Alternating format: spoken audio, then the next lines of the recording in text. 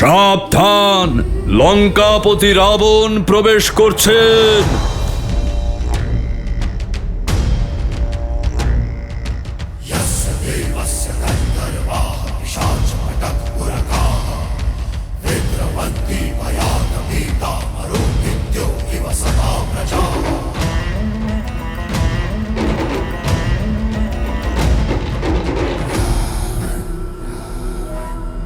আমার বিশ্বাস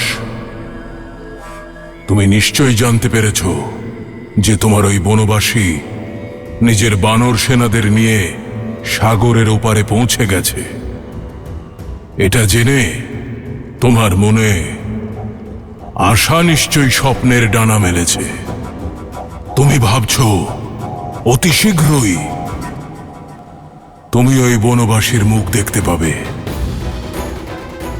আমি কথা দিচ্ছি, এর পরের বার যখন আমাদের দেখা হবে তখন তুমি রামের মুখ অবশ্যই দেখবে, কিন্তু তার ছিন্ন মস্তক।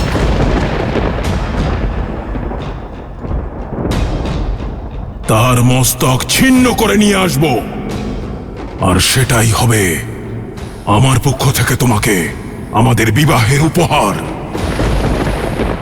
প্রস্তুত থেকো সীতা, পরবর্তী সাক্ষাতের জন্য।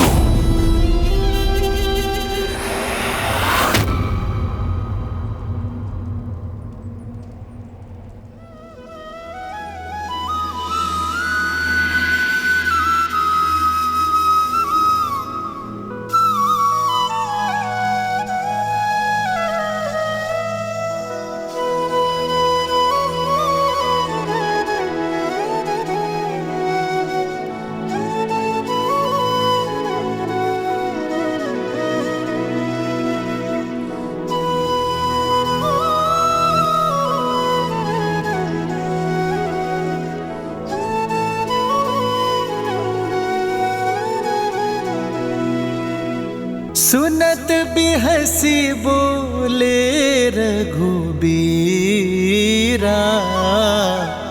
ऐसे ही करब धरहु मन धीरा।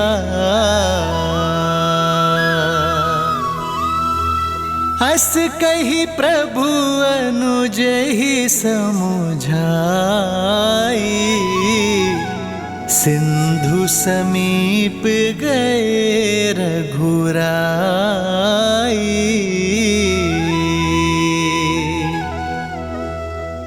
प्रथम प्रणाम किन्ह सिरुनाई, बैठे पुनि तट दर भिड़साई।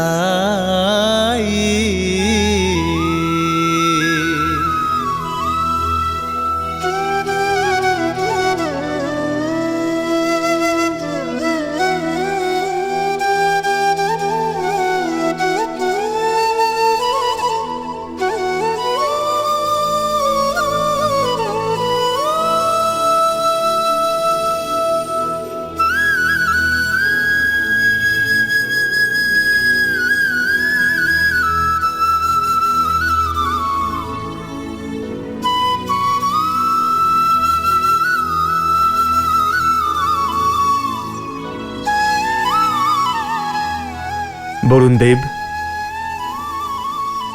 না আমার দুঃখের কথা আপনার অজানা, আর না রাবণের পাপের কথা।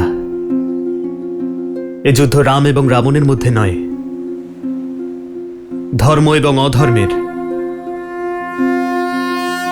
আমার দৃঢ় বিশ্বাস বরুণ দেব যে আপনি ধর্মের সঙ্গ দেবেন এবং দেবত্ব বজায় রাখবেন। আপনার প্রতি করা আমার প্রার্থনার উত্তর দিয়ে লঙ্কায় যাওয়ার পথ প্রশস্ত করবেন। ওম বরুণায় নমঃ।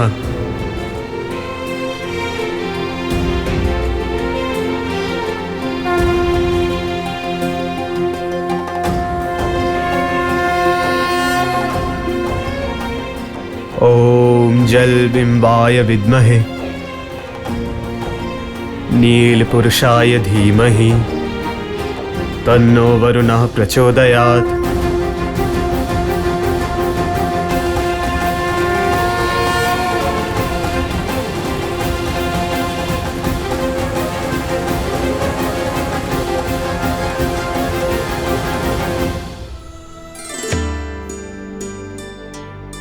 মহাদেব, বরুণদেব জলের দেবতা।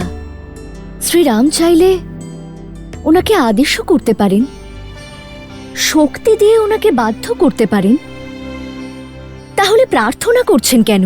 দেবী, যেই বৃক্ষে অধিক ফল হয় সেই বৃক্ষের ডাল নত হয়ে যায়।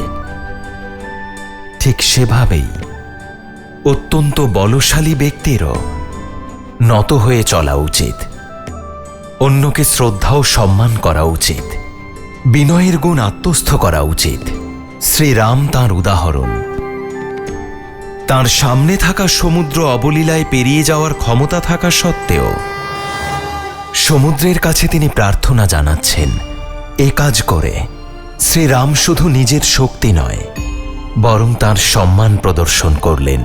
সে তো বুঝলাম, কিন্তু বরুণদেব শ্রীরামের এই প্রার্থনা কি স্বীকার করবেন? উনি তো রাবণের অধীনে আছেন। তাহলে শ্রীরামকে কি করে সাহায্য করবেন? দেবী, মর্যাদার আর এক অর্থ হল সীমা।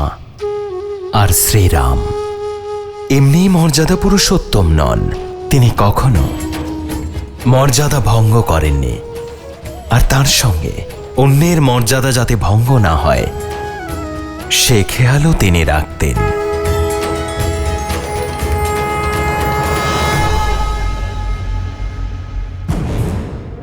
পিতা, আপনার নেতৃত্বে তো আমরা এক তুড়িতে সেই রাম এবং বানর সেনার অস্তিত্ব মুছে ফেলতে পারি, কিন্তু শত্রুর শক্তি এবং দুর্বলতা জানতে ক্ষতি কোথায়? সুখ আর সারণকে প্রস্তুত করা হোক।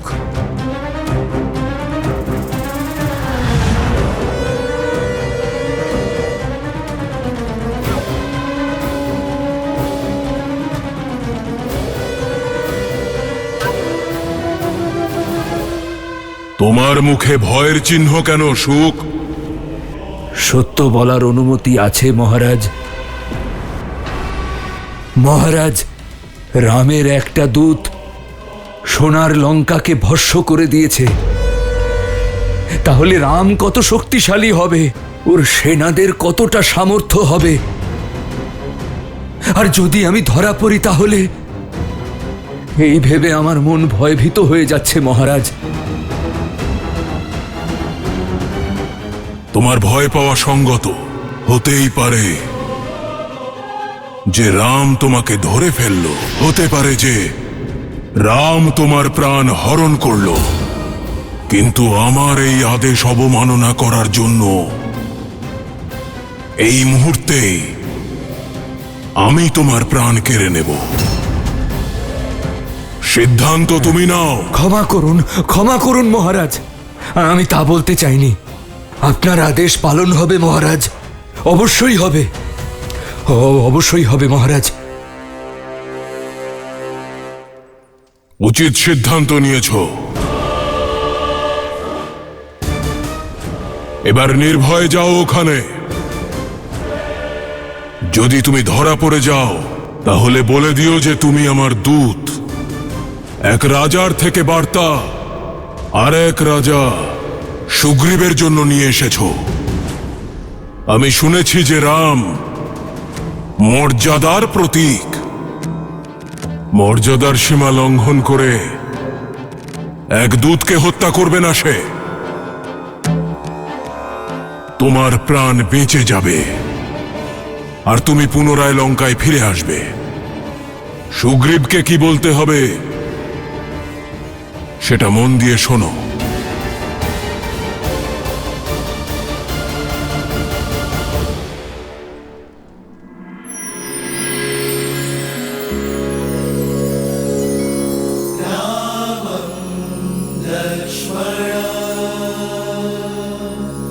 पूर्वजं रघुवरं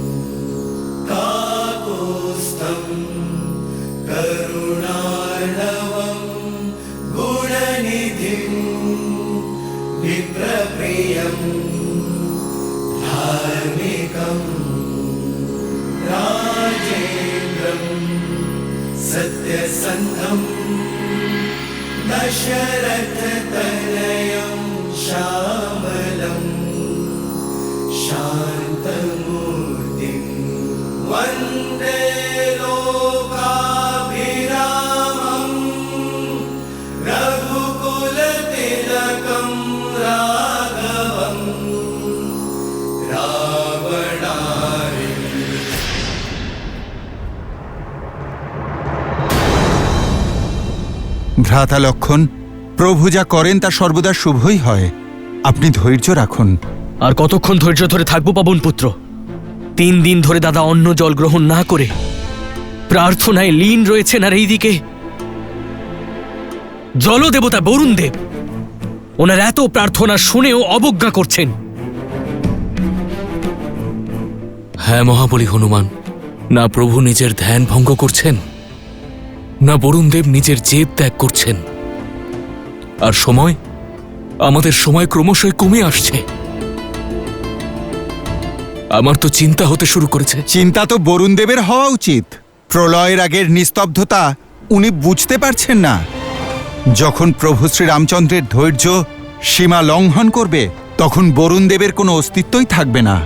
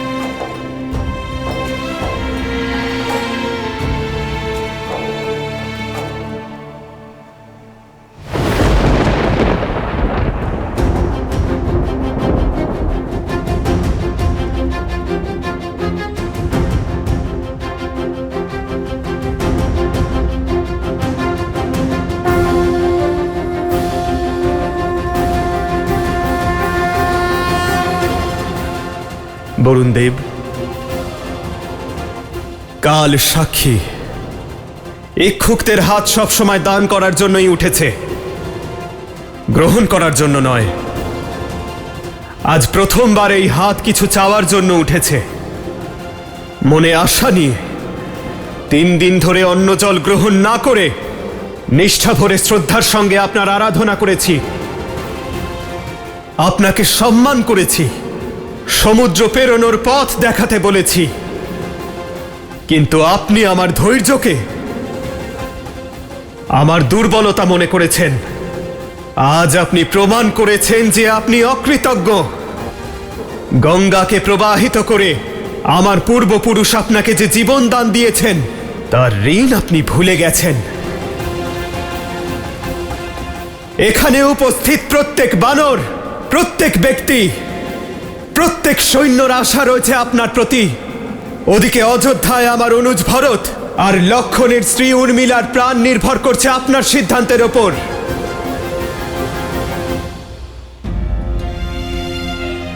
পাপের লঙ্কায় বন্দি দশায় থাকা আমার সীতার মর্যাদা নির্ভর করছে আপনার ওপর।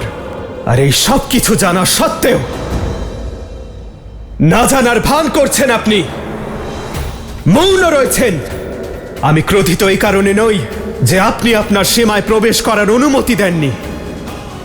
আমি ক্রুদ্ধ এই কারণে যে অধর্মের সঙ্গ ছাড়তে আপনি প্রস্তুত নন। জীবকে জীবন প্রদানকারী বরুণ দেব আপনি নন। আপনি একজন নির্জীব জড়বস্তু, যার কাছে ধর্মের প্রার্থনা পৌঁছচ্ছে না।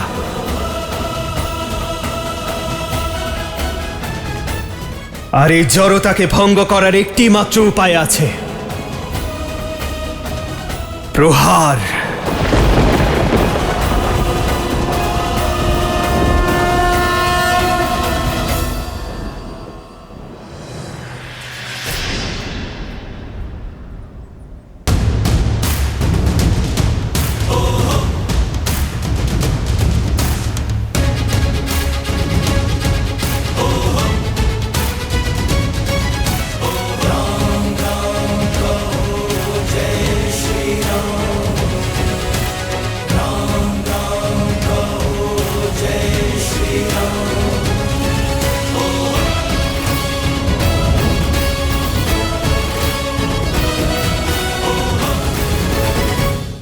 সমগ্র জগৎ সাক্ষী যে সমুদ্র শুকিয়ে ফেলার শক্তি থাকা সত্ত্বেও আমি প্রার্থনার পথ বেছে নিয়েছিলাম, কিন্তু বরুণ দেবের জেদ আমাকে বল প্রয়োগ করতে বাধ্য করেছে।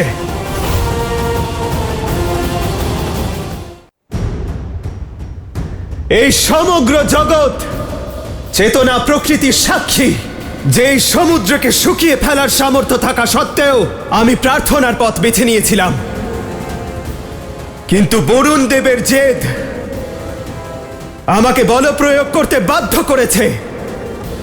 আমি দশরথ নন্দন রাম এই মুহূর্তে ব্রহ্মাস্ত্রকে আহ্বান করছি, আর এই অহংকারী সমুদ্রের জল শুকিয়ে আমার সৈন্যের জন্য পথ প্রশস্ত করছি।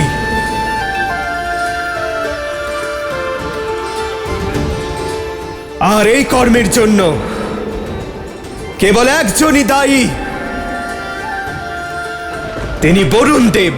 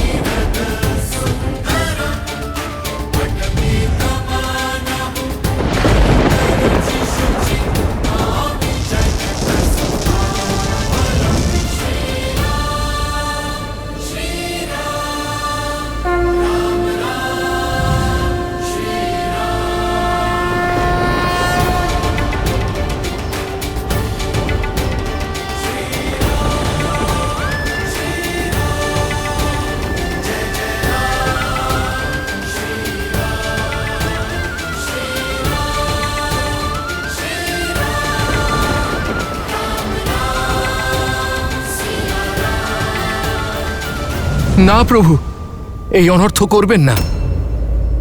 আমি ক্ষমা প্রার্থী আপনার কাছে, কিন্তু আমার উদ্দেশ্য আপনাকে অপমান করার ছিল না, আপনার প্রার্থনাকে অগ্রাহ্য করার ছিল না।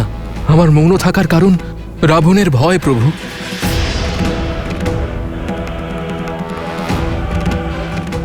শ্রীরাম, আপনি করুণাময়। যদি রাবণ আপনার কাছে ক্ষমা চায় আর মাতাকে ফিরিয়ে দেয়, তাহলে আপনি রাবণের সব পাপ ভুলে ক্ষমা করে দিতে পারেন। কিন্তু রাবণ রাম নয়, সে আমাকে হত্যা করেই শান্ত হবে প্রভু। আপনি দেবতা বরুণ দেব, পরিস্থিতিকে ভয় পেয়ে যদি আপনিও ধর্মের পথ পরিত্যাগ করেন, তাহলে সংসারকে পথ কি করে দেখাবেন? পরিস্থিতি যতই অনুকূল হোক না কেন, ধর্মের পথ কখনো পরিত্যাগ করা উচিত নয়। আমি আপনার কাছে মাথা নত করছি, আপনার চরণের দাস আমি। চাইলে আমায় হত্যা করুন, নয়তো ক্ষমা করুন।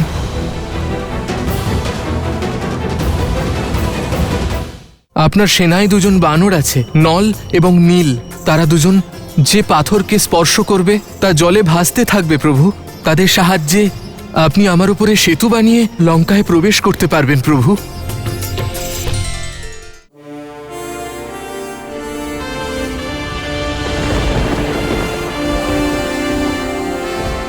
উঠুন বরুণ দেব, আমি আপনার চিন্তা বুঝতে পারছি, তাই আপনাকে অভয় প্রদান করছি। কিন্তু এই ব্রহ্মাস্ত্র নিক্ষেপের জন্য প্রস্তুত। তুনিরে ফিরিয়ে নেওয়া সম্ভব নয়। আপনি এটাকে উত্তরে নৃকুল যজ্ঞের দিকে ছেড়ে দিন প্রভু। আপনার অস্ত্র ওখানে থাকা পাপীদের বিনাশ করবে।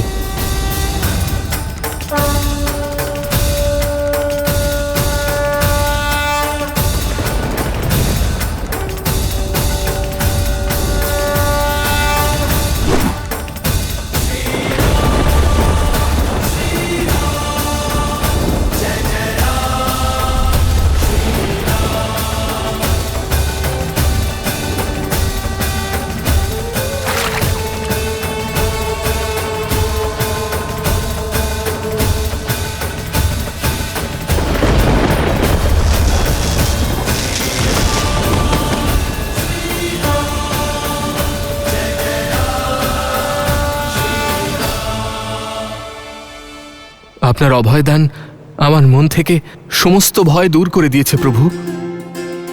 কিন্তু তাও আমি যদি পথ ছাড়ি তাহলে তা মর্যাদার বিরুদ্ধে হবে।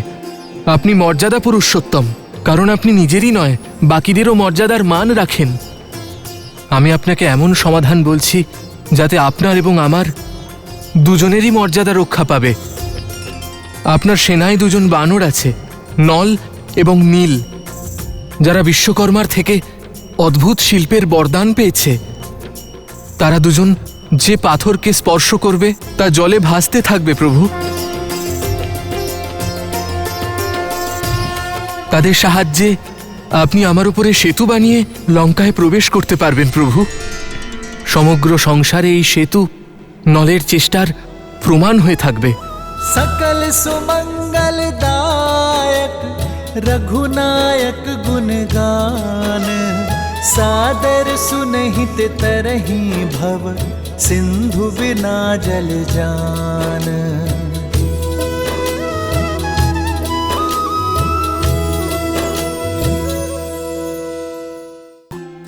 এখন সেই সময় এসে গেছে যখন আপনার দেওয়া ধনুক আপনাকে ফিরিয়ে দিতে হবে, যা সীতার স্বয়ম্বরের সময় আপনি আমায় দিয়েছিলেন। ভগবান পরশুরামের বিষ্ণু ধনুক সারঙ্গ। আসন্ন যুদ্ধে আপনার সেটার প্রয়োজন পড়বে।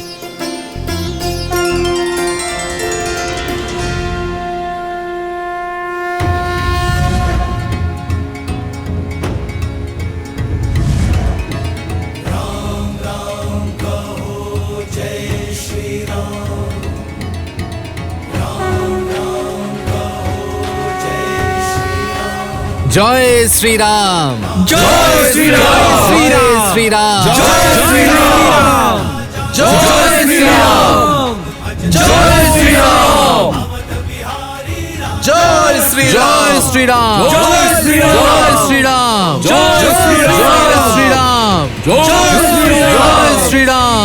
জয় শ্রীরাম, জয় শ্রীরাম।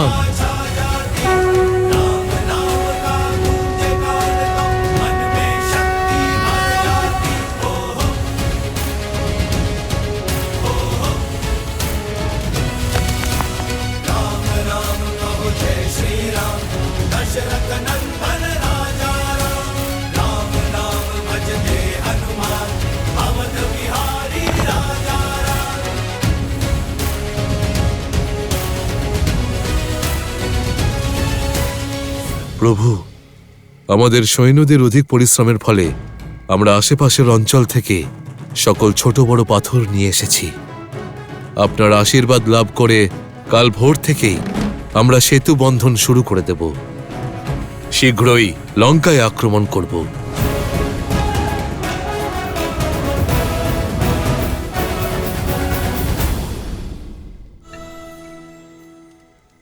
হনুমান, আমার ভয় হচ্ছে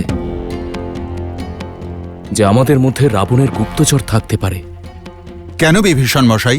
এখানে তো সবাই বানর। হনুমান, রাবণের সেনায় এমন অনেক মায়াবী সৈন্য আছে যারা রূপ বদলাতে সক্ষম। আর আজ আমি দুটো তোতা পাখি দেখেছি। আপনি তো স্বয়ং অষ্টসিদ্ধি প্রাপ্ত, যে কোনো আকার ধারণ করতে পারেন। আপনি আমার আশঙ্কা দূর করুন। জয় শ্রীরাম।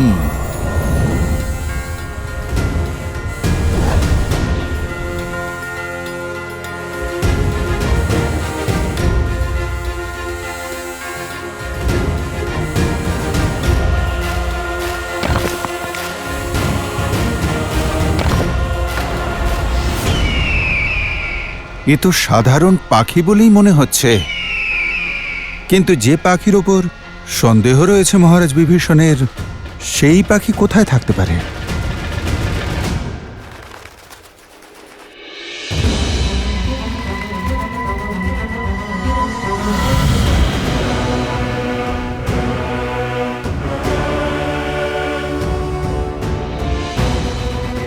যদি বানরদের সংবাদ সংগ্রহ করতে হয় তাহলে নিজেকেও বানর হতে হবে।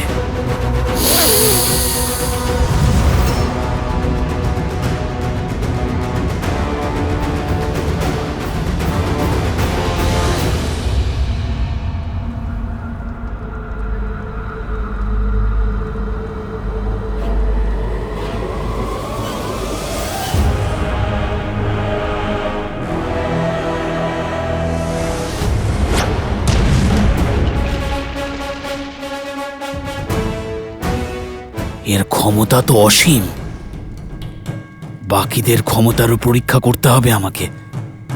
লঙ্কেশ এই সংবাদে অত্যন্ত প্রসন্ন হবেন।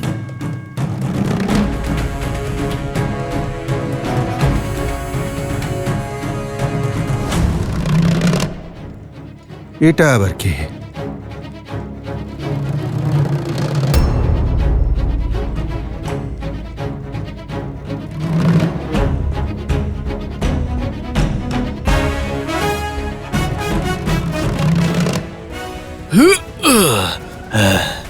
এত ভারী গদা নিয়ে যে যুদ্ধ করে সে নিজে কতটা ভারী হবে।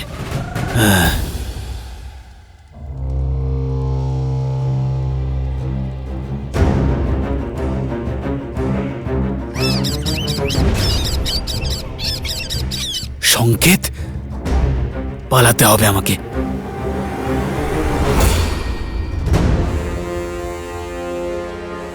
বলো, কে তুমি? আপনার সেনার বানর মহারাজ। তুমি যে বানর নও সেটা আমি ভালো করেই জানি। এই মুহূর্তে নিজের স্বরূপে এসো, না হলে এই রূপেই তোমায় পরলোকে পাঠিয়ে দেব।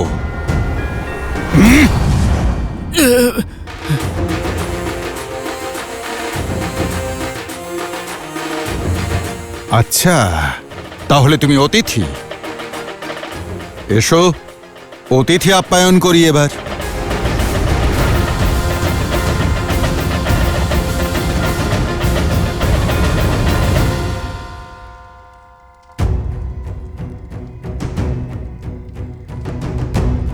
কিন্তু এইভাবে 100 যোজনের এই সমুদ্র পার করতে আমাদের প্রায় 10 দিনের বেশি সময় লাগবে বানররাজ। আমার প্রভুর কাছে একে নিয়ে চলো। প্রভুর কাছে নিয়ে যাবে কেন? মেরে ফেলো ওকে।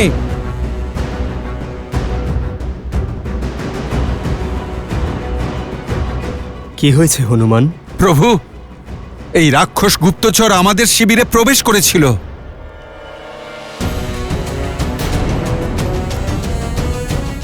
ওকে এখানে আনার কি প্রয়োজন ছিল হনুমান? ওকে ওখানে শেষ করে দিতে। দয়া দয়া করুন মহারাজ সুগ্রীব, দয়া। আমি কোনো গুপ্তচর নই, আমি একজন দূত। দূত আমি মহারাজ। মহারাজ, রাবণের সংবাদ নিয়ে এসেছি আপনার জন্য।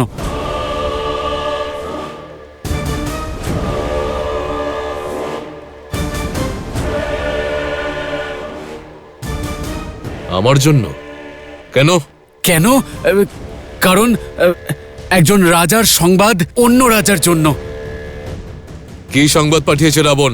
মহারাজ, রাবণ বলেছেন যে সুগ্রীব, আপনি বীর, আপনি নিজের ভ্রাতা বালির মতো অত্যন্ত শক্তিশালী, আপনার সম্পন্ন পরিবার আছে, তাহলে এই বনবাসীর সঙ্গে দাঁড়ে দাঁড়ে ঘুরে বেড়াচ্ছেন কেন?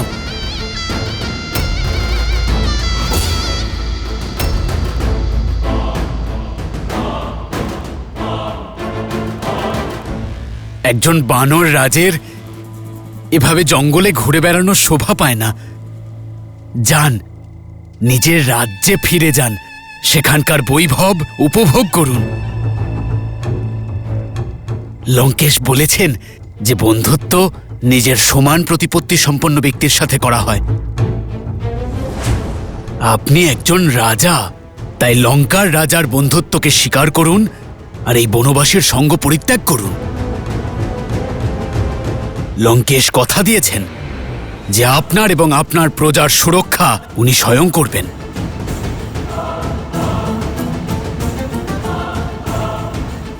সুনিশ্চিত করবেন যে কিষ্কিন্ধা সবসময় পরিপূর্ণ থাকে আর আপনার যাতে কোনো বিপদ না হয়, আপনার তেজ যাতে কখনো না কমে। স্তব্ধ!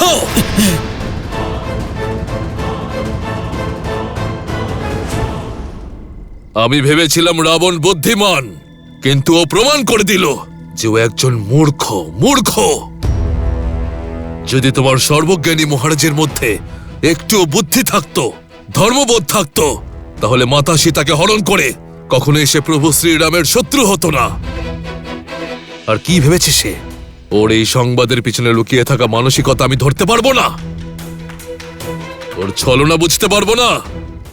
এ সংবাদ নয়, রাবণের ভয়ের প্রতিবিম্ব। সুগ্রীব বালির ভাই অবশ্যই, কিন্তু ধর্মাবলম্বী সে। আরে সুগ্রীব গৃহে তখনই ফিরবে যখন শ্রীরামের উদ্দেশ্য সাধন হবে। আর এই প্রতিজ্ঞা উনি না বলা সত্ত্বেও গ্রহণ করেছি। মিত্রতা আমি তার সাথে করেছি যিনি হলেন বিশ্বাসের অপর নাম, শ্রীরাম। শ্রীরামকে ছেড়ে বিশ্বাসঘাতক রাবণের সঙ্গে কখনোই সন্ধি করবে না এই সুগ্রীব। আপনার চরণেই ওর শাস্তি লাভ করা উচিত প্রভু। হ্যাঁ, ও গুপ্তচর, ওকে বধ করো। হ্যাঁ হ্যাঁ, ওকে বধ করো। মারো মারো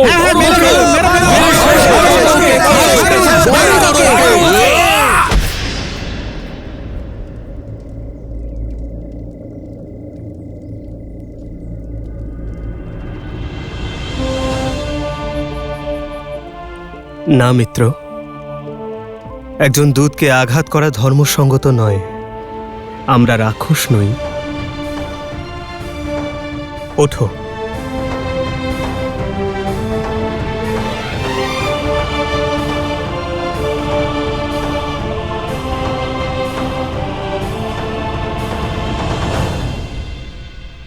প্রভু, আমি আমার ভ্রাতা রাবণ এবং তার ছলনাকে খুব ভালো করেই জানি।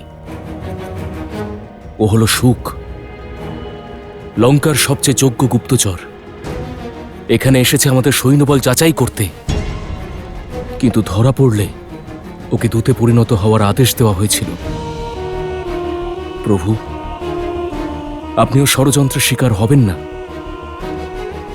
রাবণের ষড়যন্ত্র যাই হোক, আমি আমার মর্যাদা লঙ্ঘন করব না। ও যখন বলছে যে ও দূত, আমি ওকে দূতের নজরেই দেখব।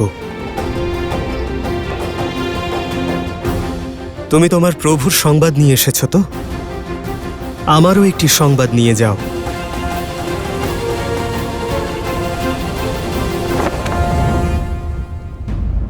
মাতা, আপনি আমায় স্মরণ করেছেন? আমি তোমার জন্যই অপেক্ষা করছিলাম পুত্র।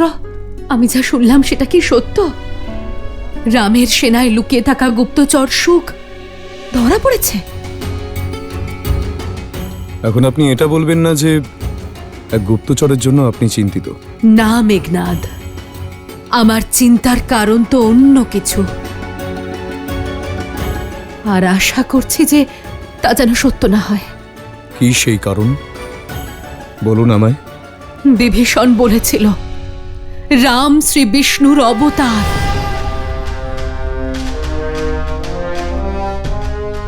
মাতা, উনি তো এও বলেছিলেন যে নারায়ণ ওনার রক্ষা করবে। সত্য তো এই যে কাকাশ্রী খুব দুর্বল, আর দুর্বল ব্যক্তিরা শুধুমাত্র কল্পনাই করতে পারে। আর সেই ব্যক্তিকে কিভাবে বিশ্বাস করি যে নিজেই একজন বিশ্বাসঘাতক? উনি শুধুমাত্র লঙ্কার সৈনিকের মনোবল ভাঙার জন্যই বলেছেন। আশা করছি তাই যেন হয় মেঘনাদ। কিন্তু যদি বিভীষণের বলা কথায় এতটুকু সত্যতা থাকে, তখন যদি রাম শ্রী বিষ্ণুর অবতার হন, তখন আমরা কি সাক্ষাৎ নারায়ণকে হারাতে পারবো পুত্র? আমাদের এই কুল, এই রাক্ষস কুলকে কি আমরা রক্ষা করতে পারবো? মাতা, আপনি আসুন।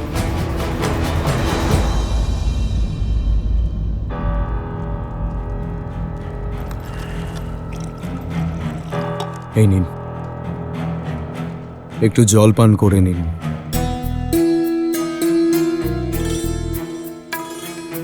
মাতা, আমি আপনার যন্ত্রণা বুঝতে পারছি। অক্ষয় কুমারের মৃত্যুর পর থেকেই আপনি ভয়ভীত হয়ে আছেন, আর আপনার এই ভয় যে আপনার চিন্তাকে আরো বাড়িয়ে দিচ্ছে। কিন্তু আপনি এটা ভুলবেন না যে এখনো আপনার এই মেঘনাদ জীবিত আছে। আমি আমার এই রাক্ষস কুলের কোনোদিন কোনো ক্ষতি হতে দেব না। আপনি নিশ্চিন্ত থাকুন। ক্ষমা করবেন রাজকুমার, মহারাজ আপনাকে স্মরণ করেছেন।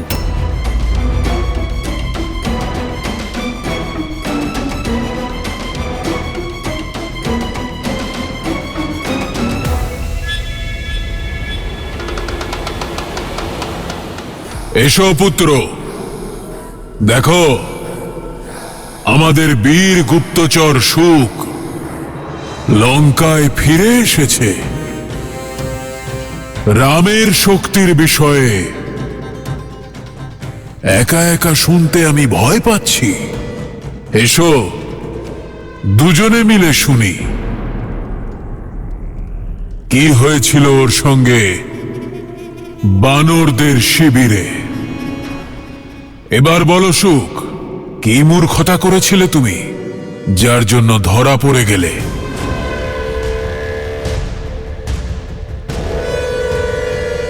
উত্তর দাও।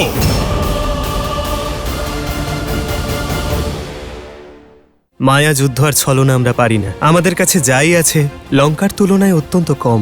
যদি লঙ্কার তুলনায় কিছুই না থাকে, তাহলে কিসের ভিত্তিতে আমাদের সঙ্গে যুদ্ধ করতে চাইছে?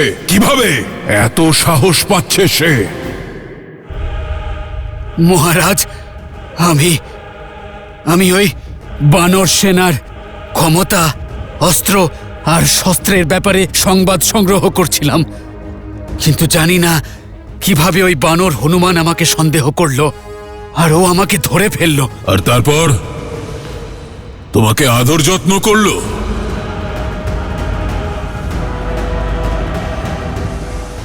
বলো। তারপর ওরা আমাকে টানতে টানতে সুগ্রীবের কাছে নিয়ে গেল মহারাজ। সেখানে বিভীষণ উপস্থিত ছিলেন। আমি ওখানে গিয়ে বললাম যে আমি আপনার দূত আর আমি আপনার সংবাদ সুগ্রীবকে দিয়েছি, কিন্তু উনি আপনার প্রস্তাব প্রত্যাখ্যান করেছেন। ওরা আমাকে হত্যা করতে চাইছিল মহারাজ। ওখানে উপস্থিত সমস্ত প্রাণী আমার প্রাণের শত্রু হয়ে গেছিল, কিন্তু তুমি তো জীবিত ফিরে এলে। একটা আঁচড়ও লাগেনি তোমার। আমি এটা জানতে উৎসাহী যে এমনটা কি করে হলো। হয়েছে যা কখনো কল্পনাও করতে পারিনি, হয়েছে যা লঙ্কায় কখনোই সম্ভব নয়। আমার প্রাণ ভিক্ষা দিয়ে আমায় অভয় দান করেছেন শ্রীরাম।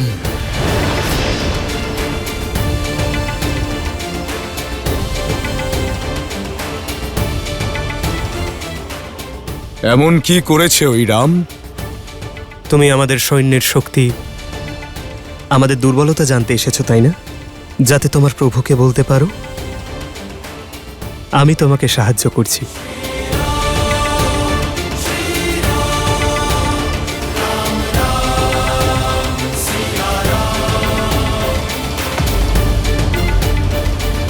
তারপর আমাকে শিবিরের মধ্যখানে নিয়ে গেলেন মহারাজ। দেখো,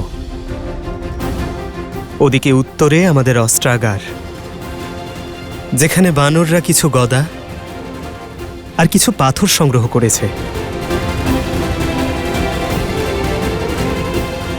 লঙ্কার মতো মায়াবী অস্ত্র দ্বারা সজ্জিত নয় আমাদের সৈন্য। আর ওদিকে পূর্বে যে তাঁবু দেখতে পাচ্ছ, ওটি আমাদের ভাণ্ডার গৃহ। লঙ্কার মতো বহুদিন যাবৎ যুদ্ধ করার মতো অন্য জল নেই আমাদের কাছে।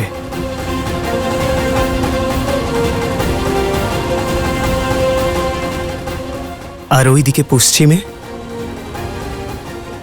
একটি শিবির আছে, যা শুধু নামেই শিবির। বৃষ্টিতেও তাতে রক্ষা পাওয়া যায় না। লঙ্কার মতো আমাদের কাছে বড় বড় মহল নেই, আর সংখ্যাতেও বানর সেনা লঙ্কার তুলনায় অনেক কম।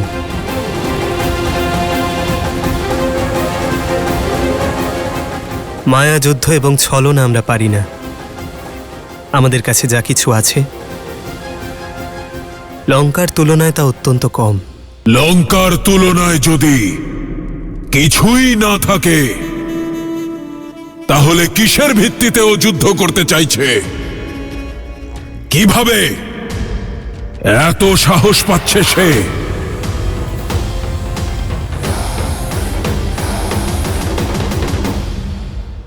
বলে দিও তোমার প্রভুকে পরাজয়ের জন্য যেন প্রস্তুত থাকেন, কারণ এই যুদ্ধ অস্ত্র দ্বারা নয়, সত্য দ্বারা লড়া হবে। আমাদের কাছে সমুদ্র পেরোনোর জন্য মায়াবী পুষ্পক বিমান নেই, কিন্তু দৃঢ়তার শক্তি আছে, যা দ্বারা সেতু তৈরি করে রাবণের বিনাশ তার কাছে পৌঁছবে।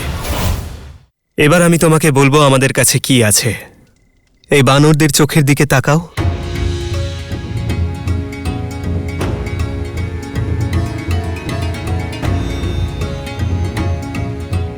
এখানে আগামীর আশা দেখতে পাবে,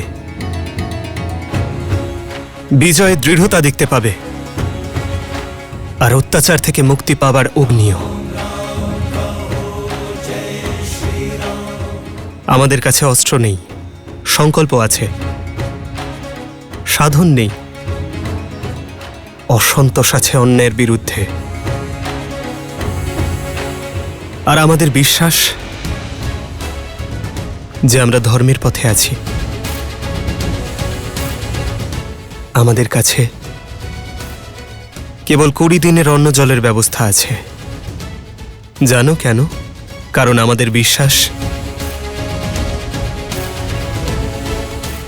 যে এই 20 দিনের মধ্যে লঙ্কায় পৌঁছানোর সেতুও তৈরি হবে, আর রাবণ তার অপরাধের শাস্তিও পাবে।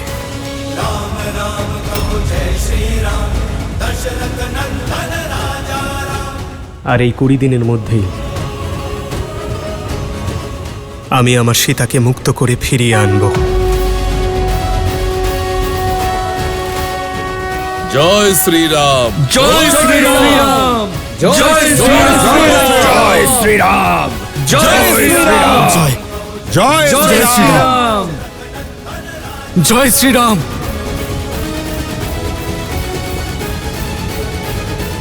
তারপর উনি যুদ্ধনীতির ব্যাপারে বললেন। কখনো ভাবতে পারিনি যে কেউ যুদ্ধনীতির ব্যাপারে এভাবেও চিন্তা করে। বলে দিও তোমার প্রভুকে পরাজয়ের জন্য যেন প্রস্তুত থাকেন, কারণ এই যুদ্ধ অস্ত্র দ্বারা নয়, সত্যের দ্বারা লড়া হবে। এখানে বিজয় ষড়যন্ত্র দ্বারা নয়, সংগঠন দ্বারা হবে। আমাদের কাছে সমুদ্র পেরোনোর জন্য মায়াবী পুষ্পক বিমান নেই, কিন্তু দৃঢ়তার শক্তি আছে। তার সেতু তৈরি করে রাবণের বিনাশ তার কাছে যাবে, আর তার সর্বনাশ করবে।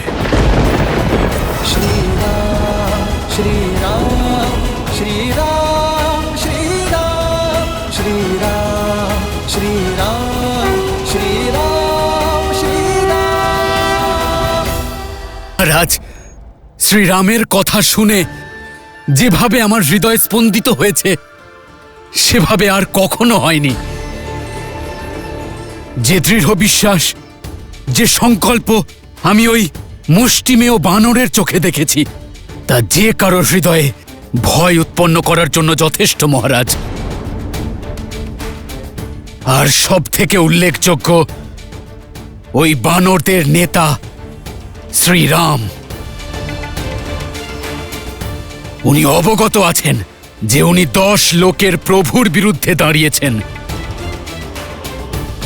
উনি এটাও জানেন যে ওনার ক্ষমতা লঙ্কার তুলনায় নগণ্য, কিন্তু তাও না ওনার কণ্ঠে কোনো ভীতি ছিল, না চোখে কোনো দুশ্চিন্তা। শ্রীরাম মুহূর্তের জন্য বিচলিত হননি। পর্বতের ন্যায় শ্রীরাম অটল ছিলেন। মহারাজ, আমার বুদ্ধি এটাই বলে যে আমাদের মাতা সীতাকে এক্ষুনি ফিরিয়ে দেওয়া উচিত। মৌন হও!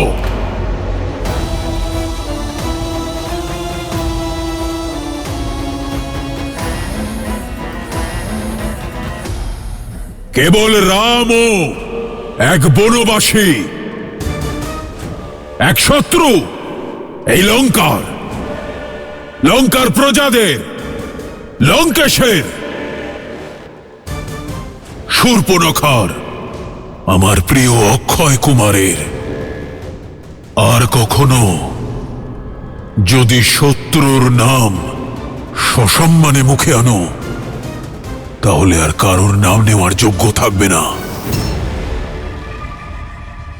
তোমার জিভ কেটে, চোখ উপড়ে লঙ্কার মধ্যস্থলে ঝুলিয়ে রাখবো, যাতে লঙ্কাবাসীরা এটা বুঝতে পারে যে লঙ্কার শত্রুর প্রশংসা করলে কি পরিণাম হয়।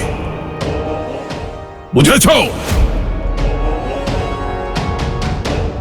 ওই বনবাসীর বিশ্বাস ভালোই লাগলো। ও সাগরে সেতু বন্ধন করতে চায়। করতে দাও চেষ্টা, বানাতে দাও সেতু, আসতে দাও লঙ্কায়। আমি ওকে ওর বিশ্বাসের সঙ্গেই নিজের শক্তির সাগরে ডুবিয়ে দেব। না পিতা, যদি এই সেতু তৈরি হয়ে যায় তাহলে রামের বিশ্বাস আরো দৃঢ় হবে। ওই বানরদের মনোবল আরো কয়েক গুণ বেড়ে যাবে। সাপের ফনা তোলার আগেই তাকে মেরে ফেলা উচিত। লঙ্কার যুবরাজের এত সামান্য বিষয়ে বিচলিত হওয়া শোভা পায় না। কারা ওরা? মূর্খ বানর আর দুই বনবাসীর এক দল।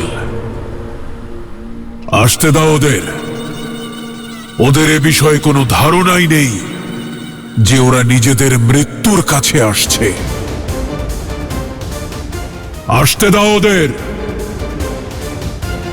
সীতাকে কথা দিয়ে এসেছি যে রামের মস্তক ছেদন করে বিবাহের উপহার দেব তাকে। এসো রাম।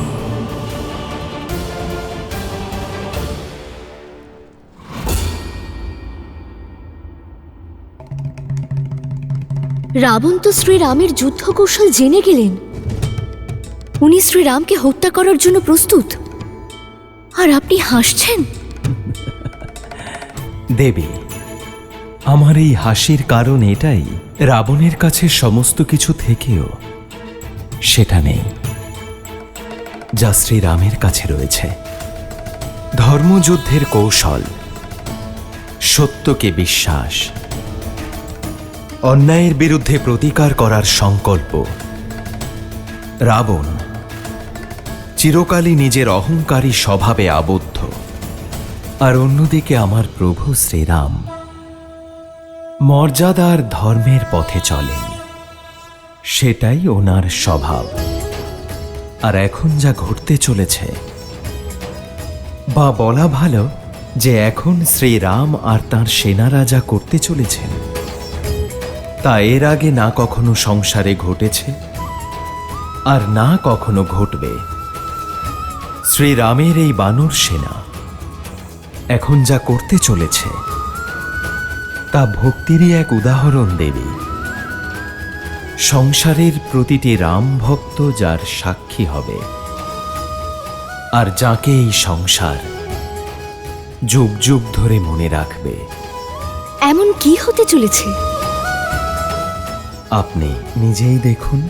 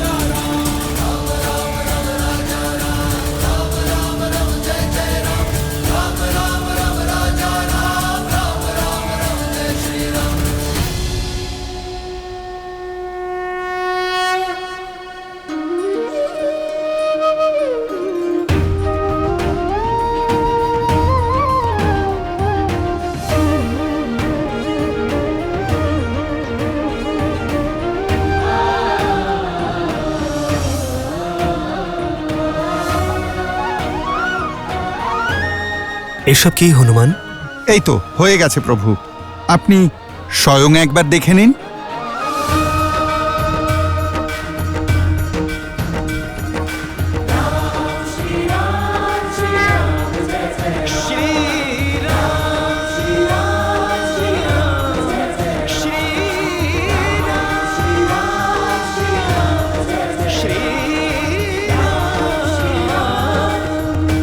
এই পাথরের উপর আমার নাম কেন লিখছ? কারণ প্রভু, যার সাথে আপনার নাম যুক্ত হয় সে তো পার হয়ে যায়, ভবসাগর পার হয়ে যায় প্রভু। অসম্ভব সম্ভব হয়ে ওঠে। নল আর নীলের পাওয়া বরদানের কারণে পাথর অবশ্যই ভাসবে, কিন্তু প্রভু আপনার নাম লেখা থাকলে এগুলো যুক্ত থাকবে, অটুট থাকবে। বানরেরা এর ওপর দিয়ে হেঁটে যাবে আর মহাযুদ্ধের সমস্যার সাগরও অতিক্রম করতে পারবে। ধনুষ্কোটি থেকে লঙ্কা পর্যন্ত এই রাম সেতু অনন্তকাল ধরে রয়ে যাবে প্রভু। আর এটি প্রতীক হয়ে থাকবে যে প্রভু শ্রীরামের সঙ্গে যুক্ত থাকলে সংকটের সাগর অতি সহজেই লঙ্ঘন করা যায়।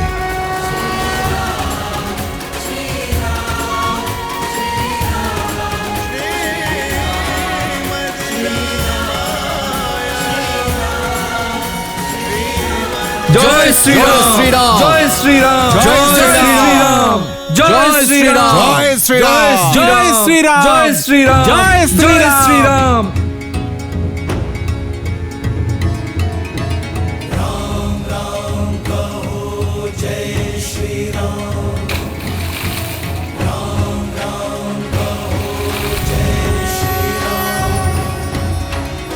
জয় শ্রীরাম, জয় শ্রীরাম, জয় শ্রীরাম।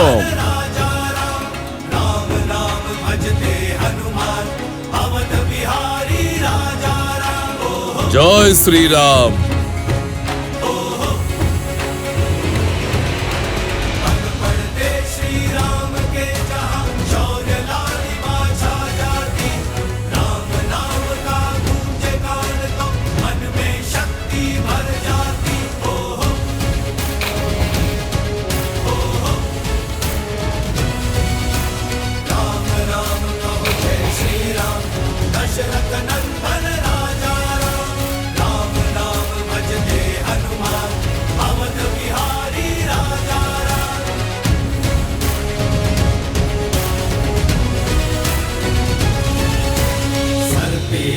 रघुवर का हाथ तो हर दुविधा आसान होगी। सब लगे बनाने राम से तू जहाँ चाहो राह वहाँ होगी।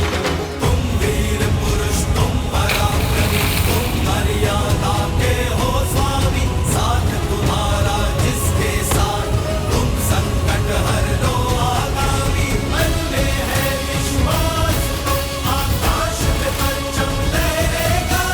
जब होगी जीत तो हर दिशा में राम नाम गूंजेगा। होगा सीता राम का मिलन, वो पर्वत पिघलेंगे।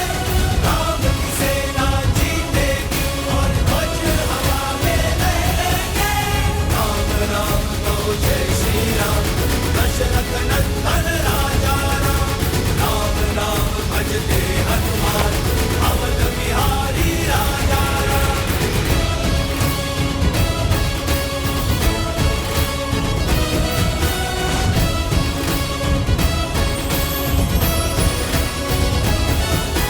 राम राम कहो जय श्री राम, दशरथ नंदन राजा राम।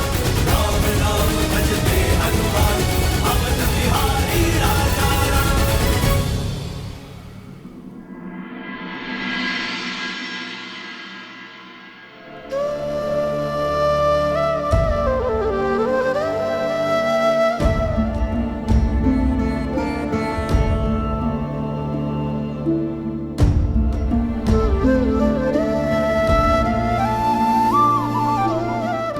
শুনেছ তুমি?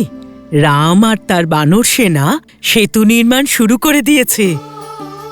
সংসারে এমন প্রচেষ্টা আগে কখনো হয়নি। সাগরে সেতু নির্মাণ শ্রীরাম।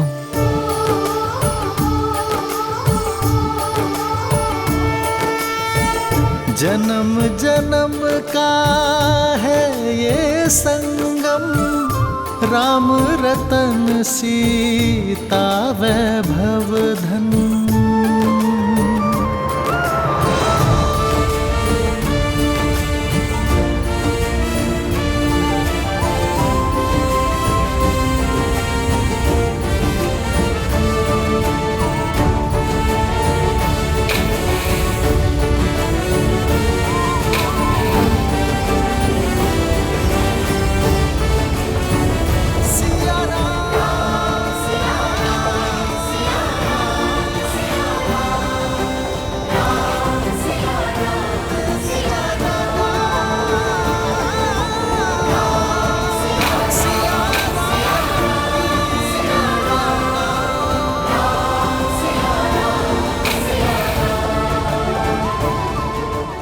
অতি উত্তম নল আর নীল, তোমাদের দুজনের নেতৃত্বে আমরা শীঘ্রই এই সেতু নির্মাণ করতে পারবো। সবই প্রভু রামের কৃপা হনুমান কাকা। জয় শ্রীরাম, জয় শ্রীরাম, জয় শ্রীরাম, জয় শ্রীরাম।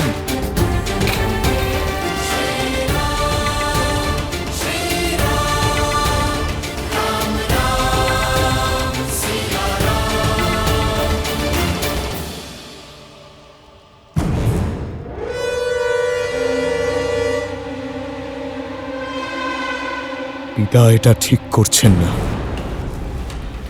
নিজের শত্রুর শক্তিকে তিনি কম ভাবছেন। উনি কেন বুঝতে পারছেন না এই মুহূর্তে যদি আমরা কিছু না করি তাহলে অনর্থ হয়ে যাবে। আমি তো এই ভয়টাই পাচ্ছি পুত্র।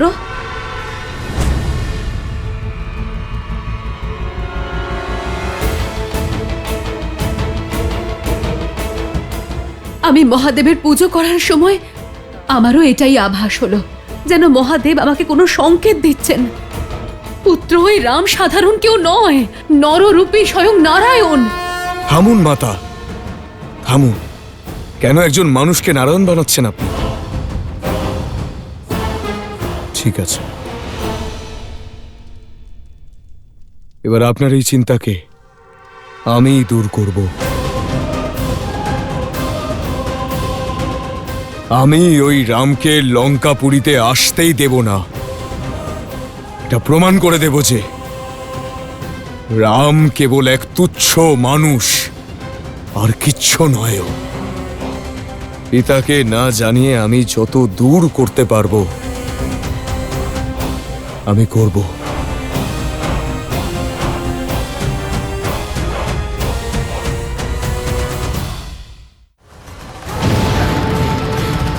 সিংহ নন্দ, যাও, নিজের অদৃশ্য হওয়ার শক্তিকে প্রয়োগ করে ওই রামকে খুঁজে বার করো আর ওকে শেষ করে ফেলো।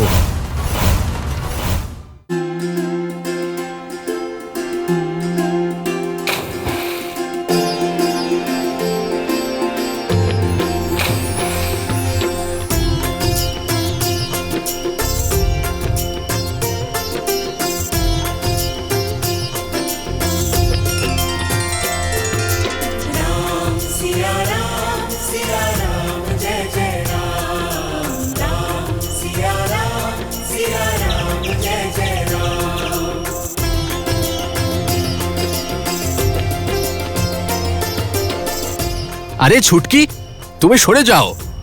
এখানে থাকলে কোনো পাথরের তলায় চাপা পড়ে যেতে পারো।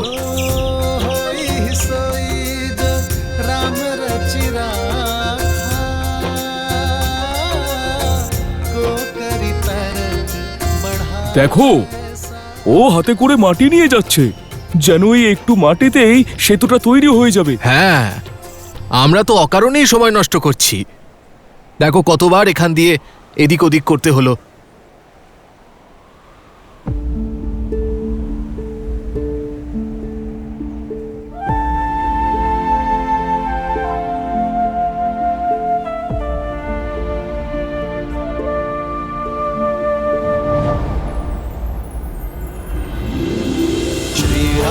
चंद्र कृपालु भजुमन हरण भव भय दारुणम।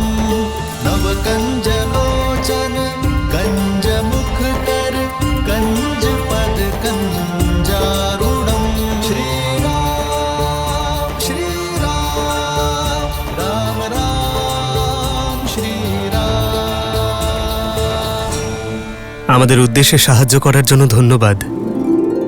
প্রভু, ওর মুঠোতে তো অল্প মাটি আসে, আর ওকে আপনি ধন্যবাদ জানাচ্ছেন?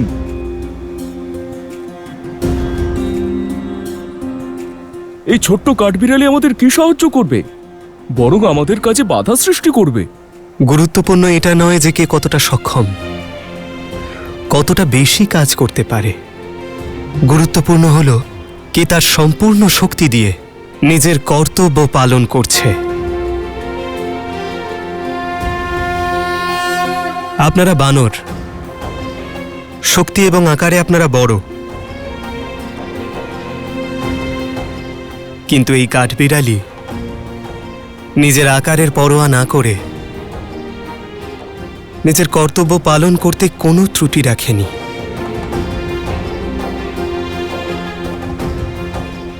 এই ছোট্ট কাঠবিড়ালির দৃঢ়তা সেই বড় পাথরের থেকেও বেশি যা আপনারা এনেছেন। উদ্দেশ্য যখন এত বড়, তখন ছোট্ট একটি চেষ্টাও অনেক গুরুত্বপূর্ণ।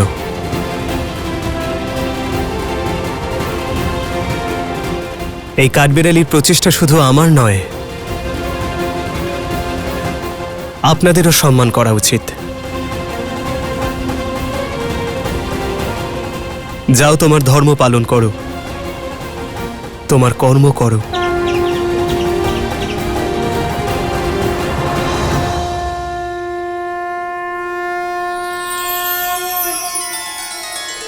भगवान के अवतार का केवल नहीं गुणगान है, कैसे नारायण बने नर इसका। আমার কৃতজ্ঞতার প্রতীক হিসেবে আমার এই আঙুলের চিহ্ন সর্বদা তোমাদের উপর থাকবে।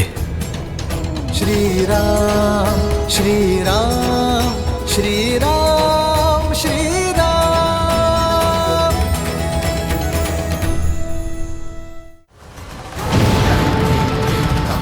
সিংহ নন্দ, যাও, নিজের অদৃশ্য হওয়ার শক্তিকে প্রয়োগ করে ওই রামকে খুঁজে বার করো আর ওকে শেষ করে ফেলো।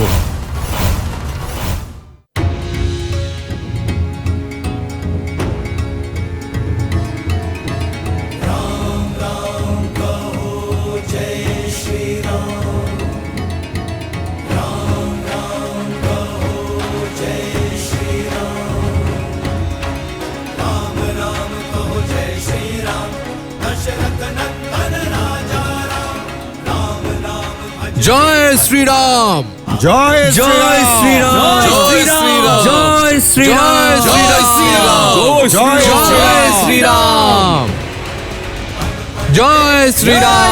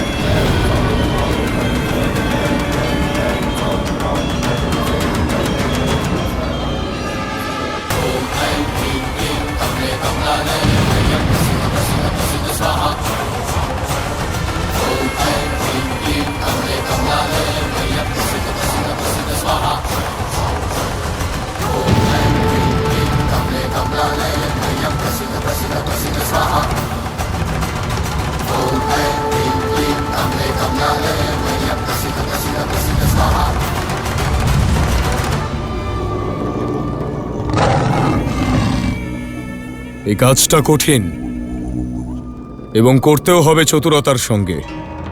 তোমাদের থেকে অধিক কাউকেই বিশ্বাস করা যায় না। সিংহনন্দ, যাও, নিজের অদৃশ্য হওয়ার শক্তিকে প্রয়োগ করে ওই রামকে খুঁজে বার করো আর ওকে শেষ করে ফেলো।